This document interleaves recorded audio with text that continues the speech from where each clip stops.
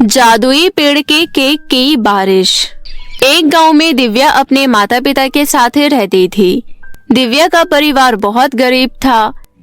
दिव्या के पिता विनय जमींदार के घर बावर्ची का काम किया करते थे। उस काम से विनय को जो पैसे मिलते थे उसी से उनके घर का खर्च चलता था। उनके घर का सारा खर्चा बंधा हुआ था। एक बार दिव्या अपनी सहेलियों के साथ खेल रही थी।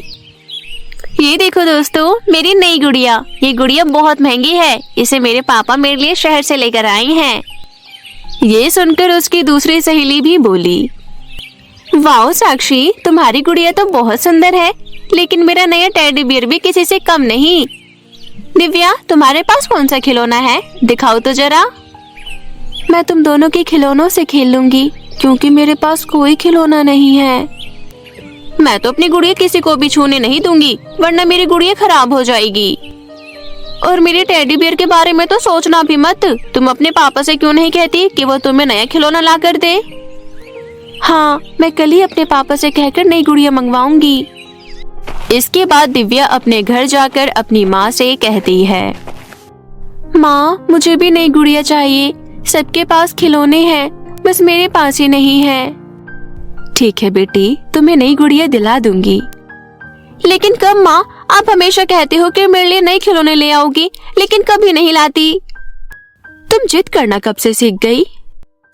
कि तभी बाहर से दिव्या के पिता थके हारे घर आते हैं। आज बहुत जल्दी आ गए आप, थके हुए लग रहे हैं। सब कुछ ठीक तो है ना? तभी दिव्या अपने पिता से कहती है, पिताजी, मुझे नई गुड़िया चाहिए, मुझे गुड़िया ला दीजिए ना। तुम्हारे लिए गुड़िया ले आऊंगा बेटा, अभी जाओ, जाकर बाहर खेलो। दिव्या के बाहर जाने के बाद विनय अपनी पत्नी को सारी बात बताता है। जमींदार साहब ने नए बावर्ची को काम पर रख लिया है। उन्होंने कहा है अब मुझे काम पर आने की कोई जरूरत नहीं है। इसका मतलब अब आपकी नौकरी नहीं रही। हमारा घर का गुजारा पहले ही घिस पिट कर चलता था, लेकिन अब हम खाएंगे क्या? अभी घर में जितना अनाज पड़ा है, कुछ दिनों तक उससे ही गुजारा करना पड़ेगा। उसके बाद कोई नई नौकरी ढूंढ लूंगा। उस दिन के बाद से दिव्या की माँ और विनय रोज रात आधा पेट खाना खाकर सोते थे और अपनी बेटी दिव्या का पूरा पेट भरकर उसे सुला देते थे। कुछ दिनों बाद दिव्या का बर्थडे आया। दिव्या की सहेलियों ने फिर से दिव्या के दिमाग में उलझुल बातें भर दी। आज तो तेरा बर्थडे है ना, पर ये क्या, तूने रोज वाले ही कपड़े पहने हैं? कपड़े तो ठीक है, लेकिन आज तेरा बर्थडे का केक तो कटेगा ना? हाँ हाँ, मेरे पापा मेरे लिए बर्थडे पर केक जरूर लेकर आएंगे, तुम देखना। और तुम दोनों भी रात को मेरे घर आना, मैं तुम्हें केक खिलाऊंगी। तूने क्या कभी पहले केक खाया भी है? क्यों, मैं केक नहीं खा सकती क्या? आज रात को तुम दोनों मेरे घर आकर देख लेना। मेरे पापा मेरा कितना शानदार जन्मदिन मनाते हैं। बहुत महंगा वाला केक लाएंगे, कह देती हूँ। हाँ। ये कहकर दिव्या वहाँ से चली जाती है। दिव्या अपने माता पिता के पास जाकर कहती है, पिताजी, आज मेरा जन्मदिन है, क्या मेरे जन्मदिन पर एक केक भी नहीं आ सकता? हाँ, क्यों नहीं बेटी, मैं घर में ही चावल में चीनी मिलाकर उसे एक कटोरी में भरकर उसे केक का आकार दे दूंगी और उसमें एक मोमबत्ती रखकर हम उसे केक समझकर काट लेंगे। फिर हमारी बिटिया रानी को उसका जन्मदिन केक के बिना अधूरा नहीं लगेगा। आप दोनों ना मुझे खिलौने लाकर दे सकते हैं, ना ही केक। मुझे तो समझ नहीं आता कि मेरी क्या गलती है कि मैं इस घर में पैदा हुई। तुम बहुत बदतमीज हो गई हो दिव्या, तुम ये किस तरह से बात कर रही हो? अपनी माँ की डांट सुनकर दिव्या रोते हुए अपने घर से चली जाती है। आजकल ये लड़की कुछ ज्यादा ही सर पर चढ़ रही है। देखा आपने, ये सब आपके ही लाड प्यार का नतीजा है। कैसे चली गई वो घर से? आज उसका जन्मदिन है, तुम्हें उससे प्यार से बात करनी चाहिए थी। गलती मेरी है जो मैं उसके जन्मदिन पर उसे एक केक तक लाकर नहीं दे सकता। वो अभी बच्ची है, इसलिए अभी थोड़ी नासमझ है। अब हमें उसे ढूंढना होगा। चलो मेरे साथ, हमें उसे मनाना होगा। इसके बाद विनय और दिव्या की माँ भी अपनी बेटी को ढूंढते हुए निकल पड़ते हैं। दिव्या चलते चलते अपने गांव के घने जंगल में आ जाती है और एक पेड़ के नीचे बैठकर जोर जोर से रोने लगती है। तभी उसे एक आवाज आती है, क्या हुआ? इतनी जोर जोर से क्यों रो रही हो भला? मैंने क्या बिगाड़ा है जो मेरा नींद खराब कर रही हो? ये कौन बोला? मैं हूँ पेड़, जिसके नीचे बैठकर तुम पिछले आधे घंटे से रोई जा रही हो। मैं थक गया हूँ तुम्हारी रोने की आवाज सुनकर। अब चुप भी रहो। क्या कहा? पेड़? इतना बोलकर दिव्या फिर से रोने लगती है। अरे अरे, क्या हुआ? फिर से क्यों रोने लगी? मैं सबको परेशान करती रहती हूँ। मैं आपको भी परेशान कर रही हूँ, लेकिन मैं किसी को परेशान करना नहीं चाहती। नहीं नहीं, तुम मुझे परेशान नहीं कर रही बच्ची। मैं तो मजाक कर रहा था। अब मुझे बताओ क्या हुआ? उसके बाद दिव्या उस पेड़ को सारी बात बताते हुए कहती है, मुझे अपने माता पिता से केक नहीं मांगना चाहिए था। मैं गुस्से में घर से निकलकर यहाँ आ गई। वो दोनों मेरी चिंता कर रहे हैं। मुझे घर जाना चाहिए। अच्छा, तो आज तुम्हारा जन्मदिन है। अगर तुम्हें अच्छा लगे तो मैं तुम्हें तुम्हारे जन्मदिन पर केक देना चाहता हूँ। क्या मैं दे सकता हूँ? ये सुनते ही दिव्या खुशी से खिलखिला उठती है। हाँ, क्या आप मुझे केक देंगे? कहाँ है केक? मोर की जैसी होती है तारीफ, वैसे ही हो जाए केक की बारिश। पेड़ के इतना कहते ही दिव्या के आसपास जोर जोर से बारिश होने लगती है। ये कैसी बारिश है जो सिर्फ मेरे आसपास ही हो रही है? ये कोई मामूली बारिश नहीं है बच्ची, देखती जाओ कमाल। तभी दिव्या आसमान में देखती है, उसे पानी की बूंदों के साथ केक भी जमीन पर गिरते हुए नजर आ रहे थे। दिव्या केक देखकर बहुत खुश हो जाती है। ये तुम्हारा जन्मदिन का तोहफा है। मैं आशा करता हूँ कि तुम्हारा आज का दिन बहुत खास हो। तभी दिव्या को अपने माता पिता की आवाज आती है। दिव्या, बेटी कहाँ हो? बेटी, क्या तुम जंगल में हो? तभी दिव्या अपने माता पिता को आवाज देती है। माँ, पिताजी, मैं यहाँ हूँ, इस तरफ। अपनी बेटी की आवाज सुनकर विनय और दिव्या की माँ दिव्या के पास पहुँचते हैं और वो केक की बारिश देखकर हैरान हो जाते हैं। ये कैसा अजूबा है? उसके बाद दिव्या जादुई पेड़ और केक की बारिश की सारी कहानी अपने माता पिता को सुनाती है। दिव्या की माँ उस पेड़ का धन्यवाद करती है। हमारी बेटी के चेहरे पर मुस्कान लाने के लिए आपका बहुत बहुत शुक्रिया पेड़ महाराज। आपका बहुत शुक्रिया, वरना हमारे पास बिल्कुल पैसे नहीं थे कि हम अपनी बेटी के जन्मदिन पर उसे केक दे सके। क्योंकि मेरे पास नौकरी भी नहीं है, इसलिए मैं अपने घर की जरूरतों को पूरा नहीं कर पाता। मैं तुम्हारे बारे में सब जानता हूँ विनय। बारिश से जितनी भी केक जमीन पर आए हैं, तुम सभी केक को अपने साथ अपने घर ले जा सकते हो। और इसके बाद क्या करना है वो तो तुम्हें पता ही होगा। आपका बहुत बहुत शुक्रिया। उसके बाद विनय, दिव्या की माँ और दिव्या तीनों मिलकर सारे केक को धीरे धीरे कर अपने घर ले आते हैं और सारे केक को एक कमरे में रख देते हैं। रात होने के बाद दिव्या की दोनों सहेलियां उसके घर आती है। कहाँ है तेरा केक? तू तो बहुत बड़ी बड़ी बातें कर रही थी कि तेरे पापा ऐसा केक लाएंगे, वैसा केक लाएंगे। मुझे तो एक भी केक नजर नहीं आ रहा। रुको जरा, सब्र करो। उसके बाद दिव्या एक बहुत बड़ा और बहुत सुंदर केक उन दोनों के सामने लेकर आती है। मैंने तुमसे झूठ नहीं कहा था। चलो हम तीनों मिलकर केक खाते हैं। वाओ दिव्या, ये केक तो बहुत स्वादिष्ट है। केक खाने के बाद साक्षी और कोमल अपने घर वापस चले जाते हैं। उसके बाद दिव्या अपने पिता से कहती है, पापा, इतने सारे केक का अब हम क्या करेंगे? हम केक की बेकरी खोलेंगे। अगले ही दिन से विनय केक को बेचना शुरू कर देता है। केक बहुत स्वादिष्ट और दिखने में शानदार थे, इसलिए अच्छे खासे दाम में बिके। केक को बेचकर विनय ने अपने परिवार के लिए एक बहुत शानदार घर खरीदा और अपनी छोटी सी बेकरी को बड़ी बेकरी बना दिया। अब विनय के परिवार को किसी चीज की कमी नहीं थी। रात में चांद की चोरी। चंदनपुर गांव में चुनमुन अपनी बूढ़ी दादी के साथ रहती थी। जब चुनमुन बहुत छोटी थी तब उसके माता पिता की एक सड़क दुर्घटना में मृत्यु हो गई थी। चुनमुन मंद बुद्धि थी। सभी गांव वाले उसका मजाक उड़ाया करते थे। चुनमुन की इस आदत से उसकी दादी बहुत परेशान रहा करती थी। एक सुबह, चुनमुन बेटी, बाजार जाकर मेरे लिए एक सुई लेकर आओ, मुझे कपड़े सिलने हैं। और हाँ, जरा ध्यान से लाना सुई, रास्ते में कहीं गिरा मत देना। चुनमुन बाजार जाकर एक सुई खरीद लेती है, पर आते वक्त धूप इतनी ज्यादा हो रही थी। तभी रास्ते में उसे एक बैलगाड़ी वाला मिला जो गाय के लिए घास फूस ले जा रहा था। उसने बैलगाड़ी वाले से घर तक छोड़ने के लिए कहा। ठीक है, पर पीछे मेरी गाय बकरियों का चारा रखा है, संभाल के बैठना। चुनमुन बैलगाड़ी में बैठ गई। ये सुई इतनी छोटी है कि अगर उबड़ खाबड़ रास्ते में गिर गई तो मिलेगी नहीं। क्यों ना मैं इस सुई को चारे की गठरी में फंसा दूं। चुनमुन ने सुई को गठरी में फंसा दी। कुछ देर में चुनमुन अपने घर पहुंच गई। अरे बिटिया, तू आ गई, ला दे सुई। अरे दादी, सुई तो बैलगाड़ी में ही रह गई।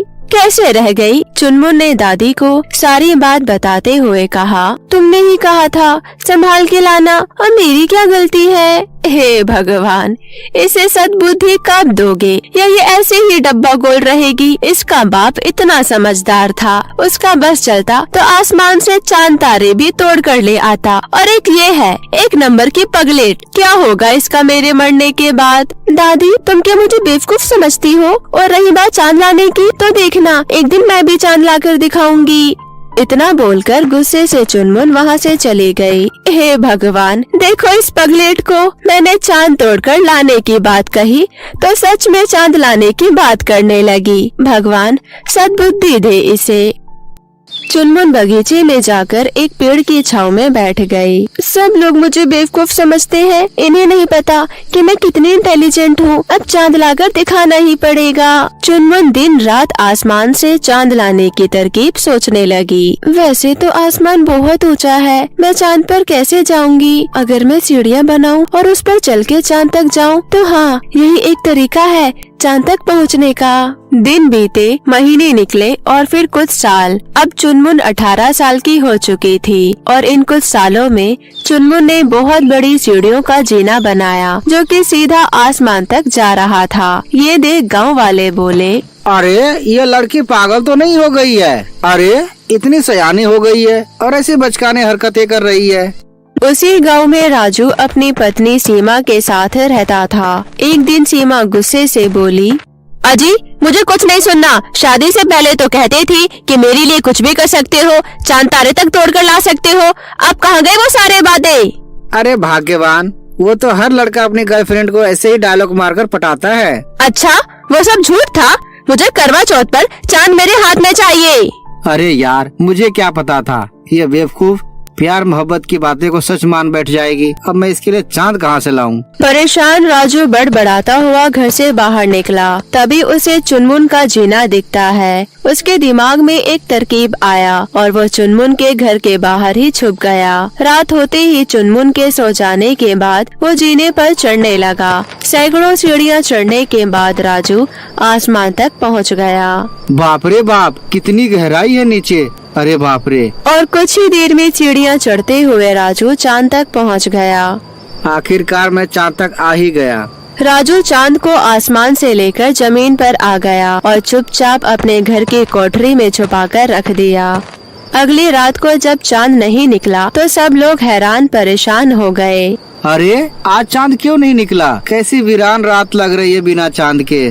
भाई, आज बादल भी तो कितने छाए हैं आसमान में, शायद बादलों में ही छुप गया होगा चांद। ऐसे ही कुछ दिन निकल गए। फिर करवा चौथ का दिन आया। सारी औरतें तैयार होकर चांद के निकलने का इंतजार कर रही थी। अरे ये चांद कब निकलेगा? कितनी भूख लग रही है। बहनों, मुझे तो लगता है रोज की तरह चांद आज भी नहीं निकलेगा। इधर सीमा ने घर में तांडव मचा रखा था। कहाँ है चांद? मैं आज भूखी रह जाऊंगी, पर जब तक चांद मेरे हाथ में नहीं आएगा मैं कुछ नहीं खाऊंगी। अरे भाग्यवान, धीरे बोलो धीरे, मेरे पास तुम्हारे लिए एक तोहफा है, जरा आँख बंद करो। राजू सीमा को आँख बंद करवाकर कोठरी में ले गया। अब खोलो अपनी आँखें। जैसे ही सीमा ने अपनी आँखें खोली तो चांद को अपने सामने देख खुशी से नाचने लगी। अरे वाह, आप तो सच में चांद की चोरी कर लाए मेरे लिए। आप मुझसे इतना प्यार करते हो। पर तुम ये बात किसी को बताना नहीं, वरना गांव वाले मुझे चिता पर लेटा देंगे, समझी? और तू विधवा हो जाएगी।